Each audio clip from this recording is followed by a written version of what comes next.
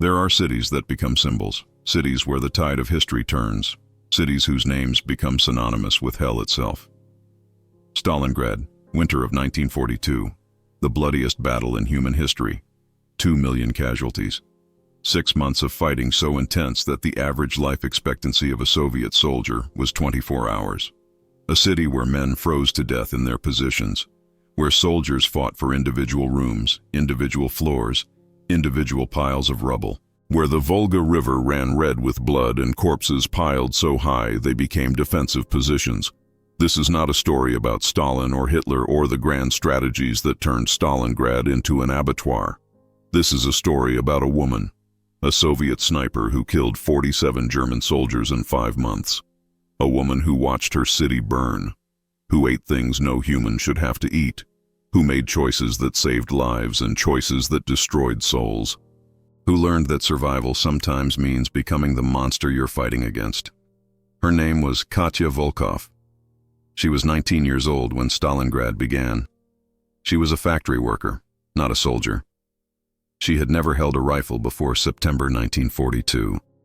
By February 1943, she was one of the most efficient killers in the Red Army. This is her story, told in her own words. A letter she wrote in 1987, 45 years after Stalingrad, when she was dying of cancer and finally ready to tell the truth. A truth she had buried for nearly half a century, because some truths are too heavy to speak aloud. This is the confession of a Soviet hero. This is the story of what really happened in the ruins of Stalingrad. This is what war looks like when you strip away the propaganda and the glory and the lies. This is the voice of a woman who became a weapon, and who spent the rest of her life trying to remember how to be human again. My name is Yekaterina Mikhailovna Volkov. Katya to those who knew me before the war. Comrade Volkov to those who knew me during it. Nobody to most people now, which is how I prefer it. I am 64 years old. I am dying. The doctors say I have maybe 6 months, maybe less. Lung cancer, which is ironic considering I survived Stalingrad only to be killed by cigarettes 40 years later. But I'm grateful for the warning. Grateful for the time to finally write this down. To finally tell the truth about what happened in that city. About what I did. About what we all did. They made me a hero of the Soviet Union. They put my face on posters. They wrote articles about me in Pravda, calling me the angel of death and the scourge of the fascists. They said I killed 47 German soldiers. They said I was a patriot, a defender of the motherland, an example to Soviet women everywhere.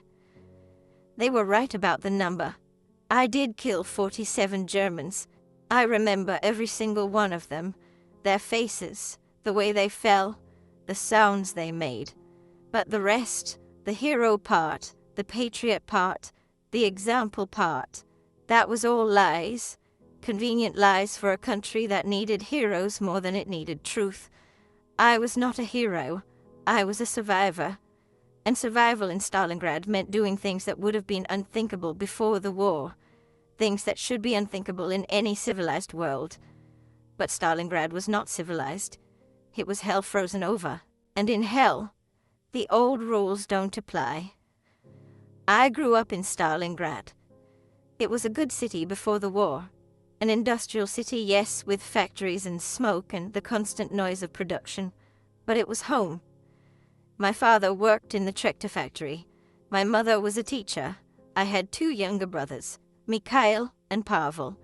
We lived in a small apartment near the Volga, and on summer evenings we would walk along the river, and my mother would point out the stars and tell us their names. It was an ordinary life. A good life. The kind of life that seems impossibly distant now, like it happened to someone else entirely. The Germans came in August 1942. The bombing started on the 23rd. I remember the date because it was my 19th birthday.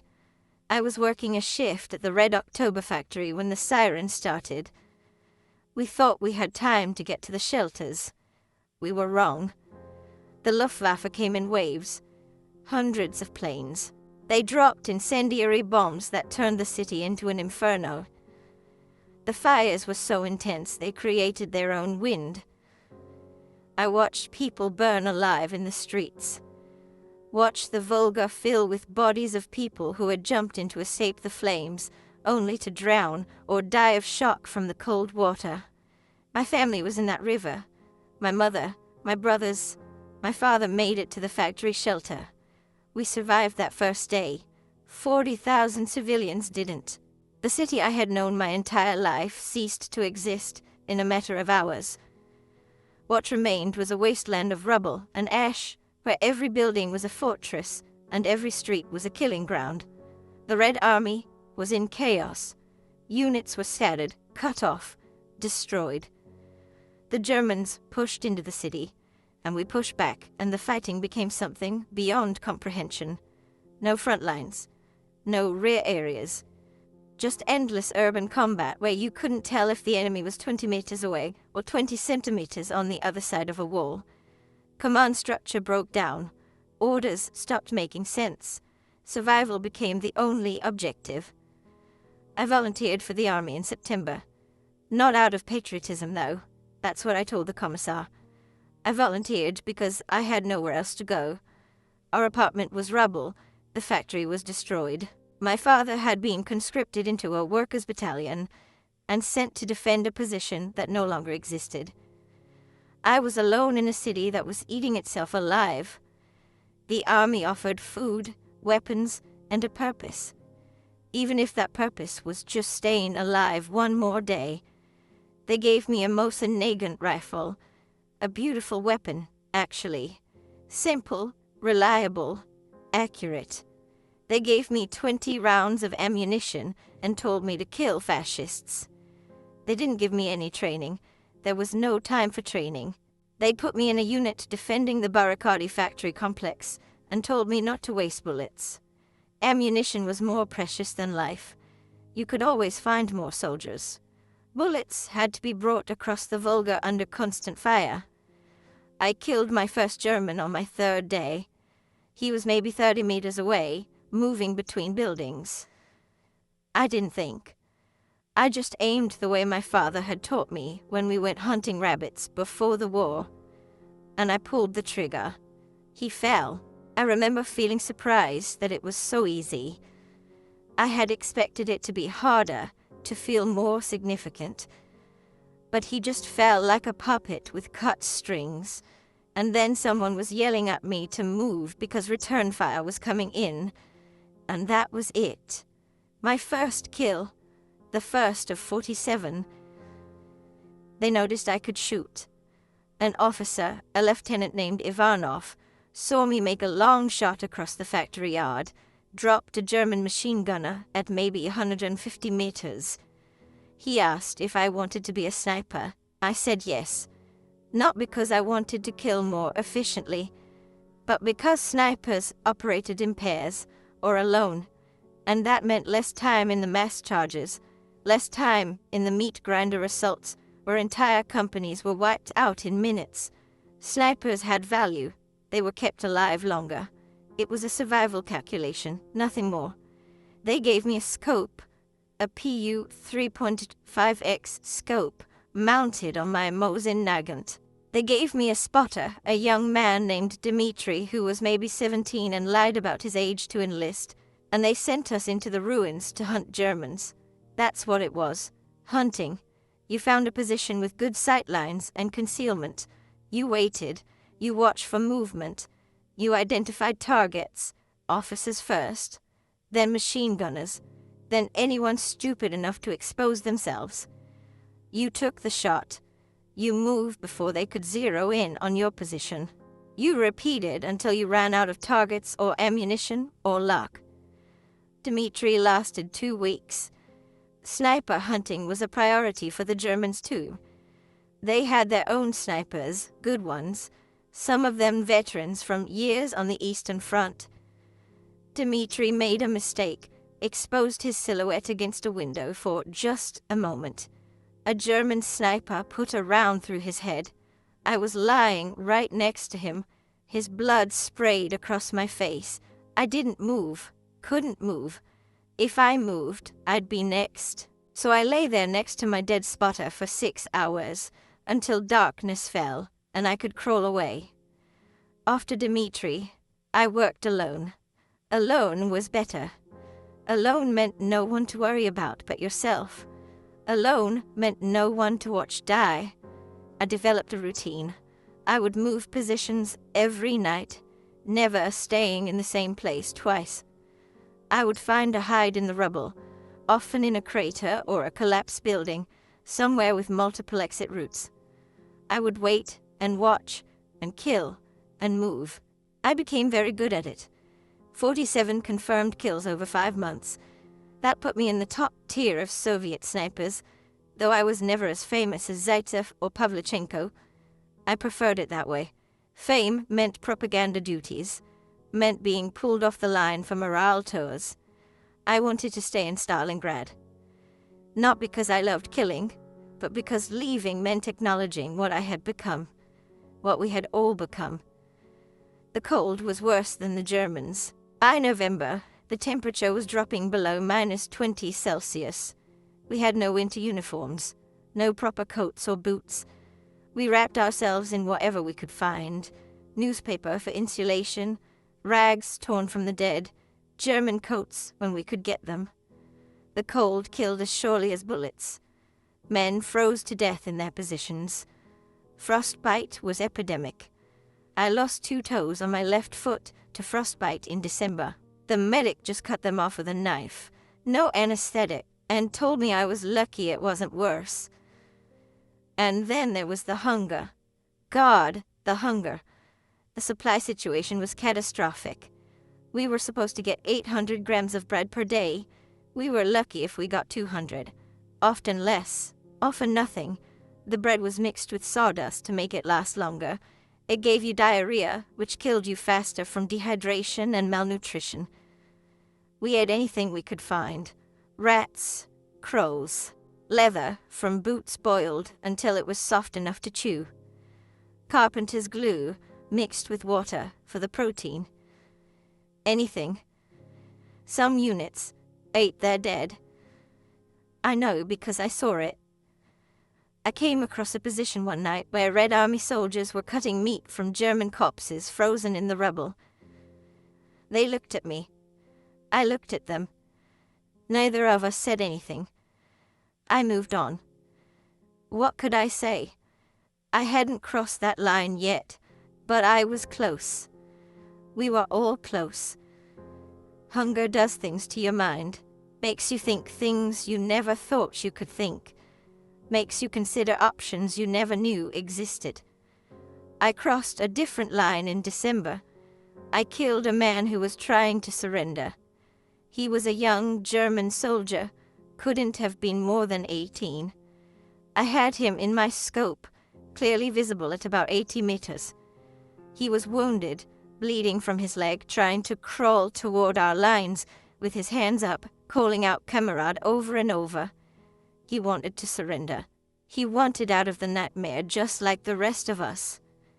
I put a bullet through his chest. Why? Because prisoners meant one more mouth to feed. Because the commissars had made it clear that excessive mercy toward the enemy would be seen as defeatism, and defeatism was treason, and treason meant a bullet in the back of the head from the NKVD. Because I was cold, and hungry, and tired, and some part of me had stopped seeing Germans as human beings, and started seeing them as just targets. Because in Stalingrad, mercy was a luxury no one could afford. I killed him, and I moved on, and I didn't think about it again until years later, when I had the leisure to feel guilt. In Stalingrad, guilt was another luxury. You couldn't afford to feel anything. You became numb, you became a machine, you did what was necessary to survive one more day, and you didn't let yourself think about what it cost. But the worst, the absolute worst, was what happened in January. We were defending a position in the Krasny Oktyabr factory district. Our unit was down to maybe 20 soldiers from an original strength of over 100. We'd had no supplies for 3 days, no food, no ammunition resupply, no communication with command, just orders to hold our position or face the consequences. The consequences being execution by the NKVD, blocking detachments that sat behind our lines with machine guns, ready to shoot anyone who retreated without orders. One of the men in our unit, a soldier named Volkov, no relation despite sharing my surname, had found something. I don't know where he got it. I didn't ask. He had meat. Real meat. Not rat, not crow. Something substantial. He was cooking it over a small fire in the basement of a ruined building. The smell was overwhelming. We hadn't had real meat in months. My stomach was cramping from hunger. I could feel my body consuming itself, my muscles wasting away. I asked him what it was. He looked at me for a long moment. Then he said horse. Said he'd found a dead German cavalry horse in the rubble. Maybe that was true. Maybe. But his eyes, when he said it, the way he couldn't quite meet my gaze, told me something different. And the meat, when I looked closely, the texture of it, the color, it wasn't quite right for horse. But I was so hungry. We were all so hungry. I ate it. I don't know what it was. I've told myself for 45 years that it was horse meat. That Volkov was telling the truth. But I don't know. And their not knowing, the suspicion that refuses to die no matter how much I try to bury it, that's been one of the hardest things to live with. Harder even than the 47 Germans I killed, because those were enemies. Those were combatants in a war. But if that meat was what I suspect it was, then I crossed a line that can never be uncrossed. I became something less than human. Or maybe I became exactly what humanity is capable of becoming when you strip away civilization and comfort and leave only the animal instinct to survive. The political officers made everything worse. The commissars who preached about Soviet superiority and the glory of Stalin while we starved and froze and died.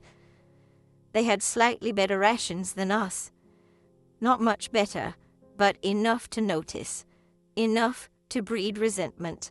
They gave speeches about sacrifice and duty and the inevitable victory of communism, while ordering us into suicidal assaults against positions that couldn't be taken. There was one commissar, Malikov, who was particularly zealous. He would walk behind our lines during attacks, pistol drawn, ready to shoot anyone who hesitated or fell back. He shot a boy named Sasha for stopping to help a wounded friend during an assault. Just shot him in the back of the head and kept walking. Sasha was 16 years old. He'd been in Stalingrad for 3 weeks. I killed Commissar Malikov in January 1943. Made it look like German sniper fire. Put a round through his head from 200 meters while he was berating a group of soldiers for not advancing fast enough into German machine gun fire. Everyone knew what happened. Everyone knew it wasn't a German who killed him. But no one said anything. The NKVD investigated, of course. They interviewed everyone. But in the chaos of Stalingrad, with soldiers dying by the hundreds every day, one more dead commissar was just another casualty. They never proved anything. And I never told anyone until now. I should feel guilty about that too. He was a Soviet officer. Technically, I murdered a superior. But I don't feel guilty. Malikov killed more of our own men than the Germans did. He was a monster in a Soviet uniform, using ideology as an excuse for sadism. The only regret I have is that I couldn't kill more of them. The commissars and the NKVD officers who shot retreating soldiers and called it discipline, who sent us to die in pointless attacks and called it strategy, who turned the Red Army into a meat grinder where life had no value and death was just a statistic. Stalin ordered that Stalingrad be held at all costs, not one step back. Those were his orders, and they were followed literally. We held Stalingrad. We paid for every meter of rubble with blood. We died in the tens of thousands, the hundreds of thousands. And for what? So that Stalin could have his propaganda victory, so that the city bearing his name would not fall. We were not defending the Soviet Union, we were defending a dictator's ego, and we paid the price in a currency of broken bodies and destroyed souls. But we won. That's the thing. Despite everything, despite the cold and the hunger and the suicidal orders, and the commissars and the NKVD, we won. The Germans were surrounded in November. We squeezed the noose tighter through December and January. By February, they were starving, just like we had starved. Freezing, just like we had frozen. Dying in the ruins, just like we had died. And on February the 2nd, 1943, the remnants of the German 6th Army surrendered. The battle was over.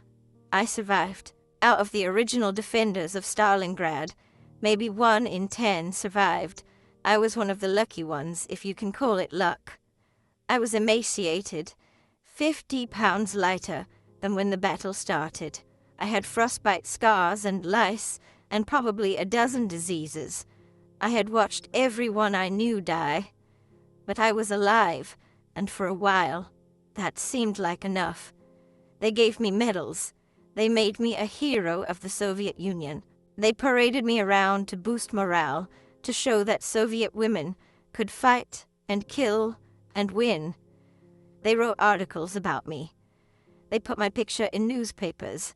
They turned me into a propaganda tool, which was fine, because that meant good rations and safe postings and time to recover. I played the role they wanted, the devoted Soviet patriot, the fearless defender of the motherland, the woman who had stared into the eyes of fascism and never blinked. It was all a performance. Inside, I was hollow, empty. The war continued for 2 more years, but I barely remember any of it. I was transferred to training units, teaching other snipers. I spent time in hospitals recovering from the various ailments Stalingrad had left me with. I attended party functions and gave speeches I didn't believe about the glory of the Soviet system, and I tried not to think about what I had done, what I had become, what that city had turned me into. When the war ended, I went back to Stalingrad, or what was left of it. The city had been completely rebuilt, of course. Stalin poured resources into reconstructing his namesake city, making it a monument to Soviet triumph. But it wasn't the same. The new buildings stood on foundations of bones. Every street corner was a place where I had killed someone or watched someone die. The river where my family had drowned was now lined with monuments to Soviet victory. The factories where we had fought room to room were now producing tractors again, as if nothing had happened. I couldn't stay. I moved to Moscow, changed my name, or at least stopped using my patronymic and medals. I wanted to disappear into anonymity. I got a job as a clerk in a ministry office, got married to a man who had never been to Stalingrad, who knew me only as a quiet woman with a limp and night terrors. We had a daughter. I never told her about the war, never told her what I had done. She grew up thinking her mother was just an ordinary woman who happened to have some medals in a drawer. My husband died in 1972, heart attack. I buried him and continued my quiet life. My daughter married and moved to Leningrad. I lived alone, which suited me. Alone meant no questions. No one to see the nightmares. No one to notice when I woke up screaming at 3 a.m, still smelling burning flesh and hearing artillery fire that existed only in my mind. I tried to forget Stalingrad. I tried to bury it deep and move on and be a normal person, living a normal life. But you don't forget something like that. You can pretend. You can build a life on top of it like the Soviets built a new city on top of the ruins. But it's always there. The foundation is always bones. The ghosts never leave. I started drinking in the 1980s. Vodka, mostly. It helped with the nightmares. It helped me sleep. It helped me not think about the things I had done, and the things I had eaten, and the people I had killed. It worked for a while. Until it stopped working. Until I realized I was just killing myself more slowly, which seemed cowardly after surviving Stalingrad. So I stopped drinking, and I started writing. This letter, these words, this confession, because I need someone to know the truth. I need someone to understand that the heroes of Stalingrad were not heroes. We were survivors. We were people pushed beyond every limit of human endurance until we stopped being fully human at all. We did terrible things. We became terrible people. And we did it all in the name of victory. Was it worth it? That's the question that haunts me. We stopped the Germans. We turned the tide of the war. Stalingrad was the beginning of the end for the Wehrmacht. The point where Hitler's armies started the long retreat that ended in Berlin. From a strategic standpoint, from a historical standpoint, yes, it was worth it. But from a human standpoint, from the standpoint of the girl I was before Stalingrad, I don't know. I don't know if any victory is worth what we paid for it. I killed 47 men. I shot them from hiding. I watched them fall through my scope. I saw their faces. Some of them were young, younger than me. Some of them were old. Men who should have been home with their grandchildren instead of dying in a frozen hell. Some of them died quickly. Some of them screamed and crawled and took hours to die while I watched through my scope and felt nothing. I killed them all. And I felt nothing. That's what war does. It doesn't make you brave. It doesn't make you heroic. It makes you numb. It makes you capable of doing things that would horrify your peacetime self. It turns killing into a job, death into a statistic, suffering into background noise. And then, when it's over, it leaves you with decades to realize what you've become and no way to go back to who you were. I'm dying now. The cancer is spreading. The doctors say I have maybe 4 months left, maybe less. I'm not afraid of death. After Stalingrad, death seems almost welcoming. A chance to rest. A chance to stop carrying the weight. A chance to finally silence the ghosts that have haunted me for 45 years. But before I die, I needed to write this. I needed to tell the truth. Not the propaganda version, not the hero story. The real story. The story of what Stalingrad actually was. What it cost. What it turned us into. Because if I don't tell it, if I let the lies stand, then all of it means nothing. The people who died, the things we did, the humanity we sacrificed, all of it becomes just another chapter in the glorious history of the Great Patriotic War. And it deserves better than that. The dead deserve better than that. So this is my confession. I was a Soviet sniper. I killed 47 men. I ate meat that might have been human flesh. I murdered a commissar and called it justice. I survived by becoming a monster.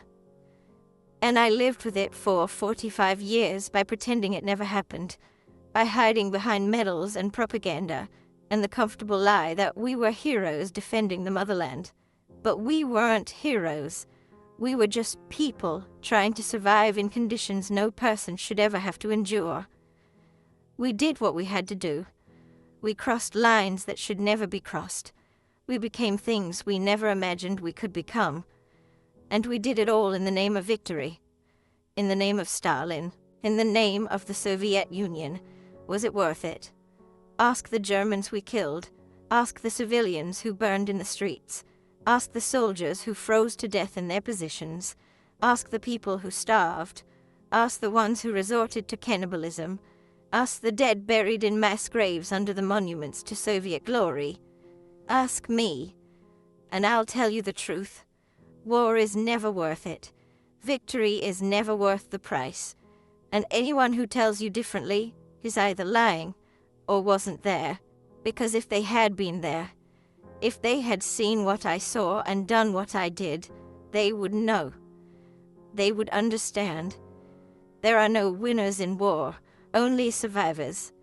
And survival, real survival, means living with the knowledge of what you had to do to stay alive. That's the truth about Stalingrad. That's the truth about war. That's the truth about me. I am Yekaterina Mikhailovna Volkov. I was a Soviet sniper. I was called a hero, but I was just a person who survived by becoming less than human. And I've spent the rest of my life trying to remember how to be human again. I never succeeded. I don't think anyone who was at Stalingrad truly did. We all carried it with us. Some of us drank. Some of us went mad. Some of us killed ourselves. Some of us just went quiet and tried to disappear. But we all carried it. The weight of what we did, the weight of what we became, the weight of surviving when so many didn't. I'm ready to put the weight down now. I'm ready to rest. I hope there's nothing after this. I hope death is just silence and darkness and the end of memory. Because if there's a heaven, I won't be going there. And if there's a hell, I've already been there. I spent 6 months there in the winter of 1942. It was called Stalingrad. This is my confession. This is my truth. Do with it what you will. Believe it or don't. Call me a hero or call me a monster. I don't care anymore. I'm too tired to care. I just needed to tell someone before I die. I needed someone to know that behind every medal and monument and propaganda poster, there's a truth that's uglier and harder and more human than history wants to admit. We were not the greatest generation. We were not heroes.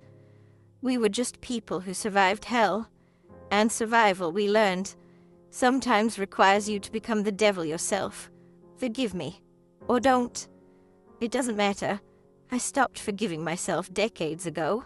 Yekaterina Mikhailovna Volkov, former sniper, 208th 4th Rifle Division, hero of the Soviet Union, April 1987.